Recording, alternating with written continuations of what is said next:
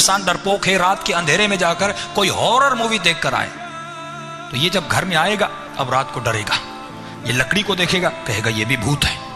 हाँ?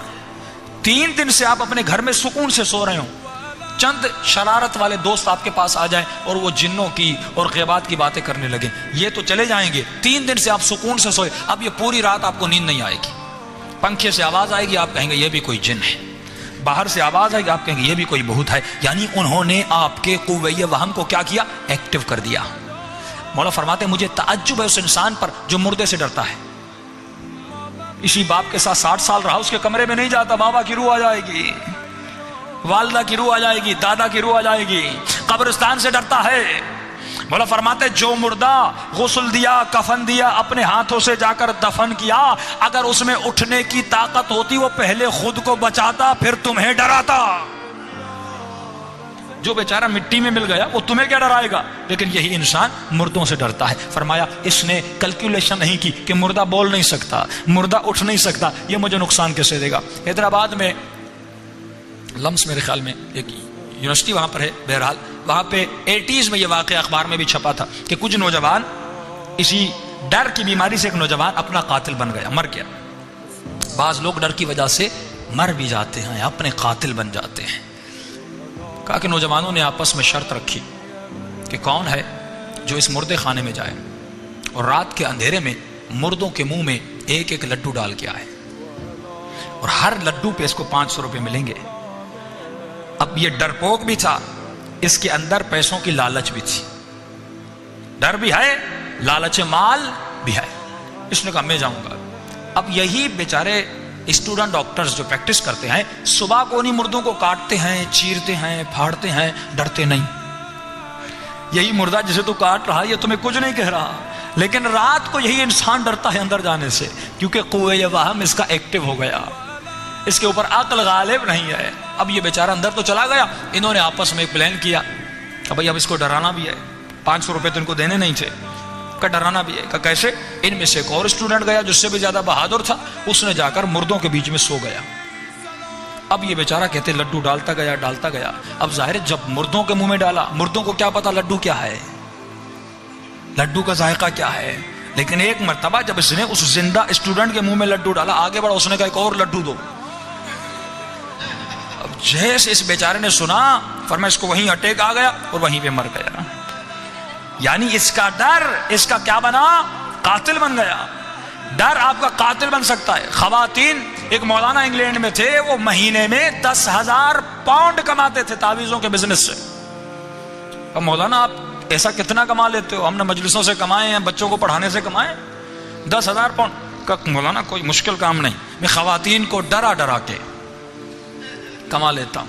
ये डर इतना है कि बाबा बंगाली पता नहीं क्या क्या, ये क्यों बिजनेस कर रहे हैं? ये क्योंकि आपके वहम और ख्याल पर क्या कर रहे हैं? हुकूमत कर रहे हैं, और उस हुकूमत के नतीजे में वो आपको कमाते भी हैं, आपको इस्तेमाल भी करते हैं। अक्सर खवातीन क्योंकि उनके ऊपर जज्बात और एहसासात का ज्यादा गलबा होता है, वो इनके वहम को इस्तेमाल करते हैं। मौला फर अहले बैत उलमाए अखलाक फरमाते हैं कि जो इंसान तावीज से, जादू से या किसी और मखलूक से डरे, जिन से डरे या किसी और मखलूक से डरे, इसके अंदर शिर्क अफ़आली है।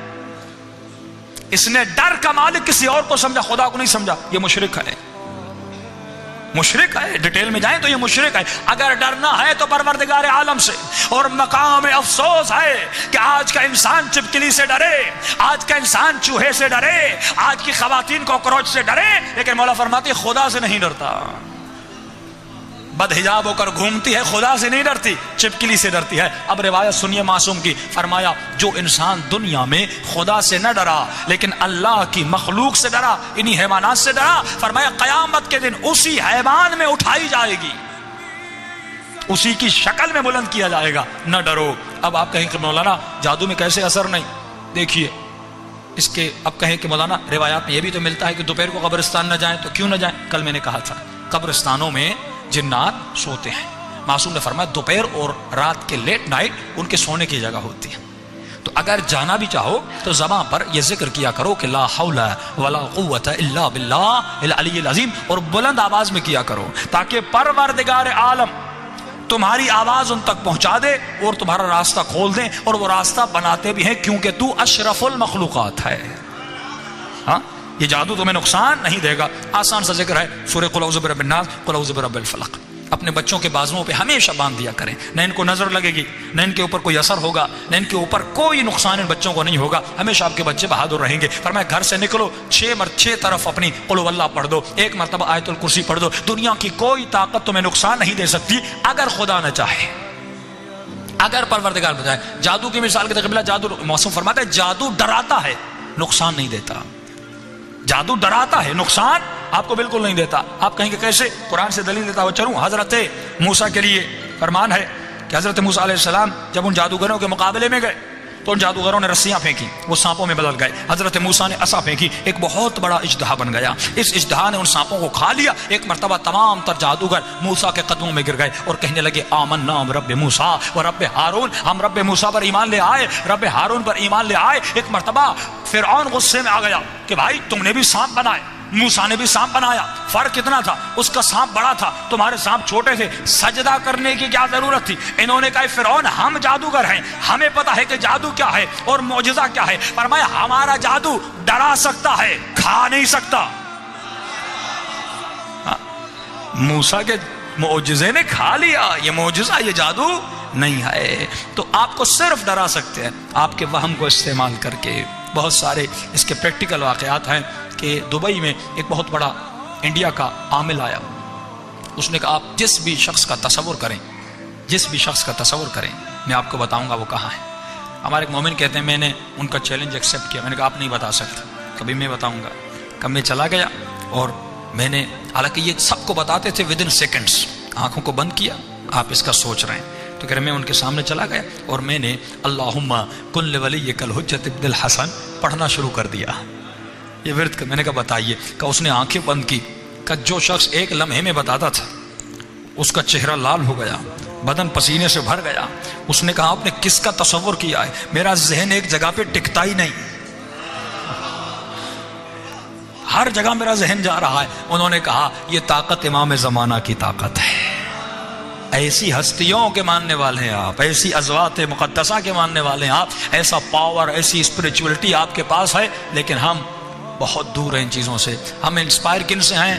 دنیا کے ایکٹروں سے، یہاں کے سنگر سے، یہاں کے مال رکھنے والے لوگوں سے، شہرت یافتہ افراد سے. ہمارے بچے، ہمارے خواتین، آج رول ماڈل کون ہیں؟ یہی افراد، دنیا کے مٹیریلسٹ لوگ. لیکن مولا فرماتے ہیں جس کا عاشق بنے گا اس کے ساتھ اٹھایا جائے گا. اگر عاشق حسین بنے گا تو حسین کے ساتھ اٹھایا جائے گا. اگر یہ خاتون عاشق زینب بنے گی تو زینب کے ساتھ اٹھائی جائے گی. لیکن ان غلاظتوں اور نجاستوں میں مبتلا انسانوں کی محفلوں میں بیٹھ کر اگر کہے لگائے اور ان کے مزاج میں، ان کے رنگ میں رنگ جائے تو فرمایا قیامت کے دن انہی کے ساتھ اٹھایا جائے گا. کہ یوم ندعو کل اناس بامامہم، قیامت کے دن ہر کسی کو اپنے آقا امام کے ساتھ بلوایا جائے گا. تو آپ کہیں گے قبلہ میں گنہگار ہوں لیکن میرا امام علی ہے. امام کہتے ہیں رہنما کو، پیش امام، امام جمعہ، امام جماعت، امام خمینی، امام علی. امام کا مطلب ہے جسے آپ اپنا رہنما سمجھیں. رہنما وہ ہوتا ہے جو راہ دکھاتا ہے، جو راستہ دکھاتا ہے. دنیا میں جس کے راستے پر چلے اسی کے ساتھ اٹھائے جاؤ گے. تو زندگی کا لمحہ لمحہ لائف اسٹائل، کردار علی کے قدم بقدم ہونا چاہیے. کہ سلمان نے کہا جہاں جہاں علی کے قدم وہاں وہاں سلمان کا سر.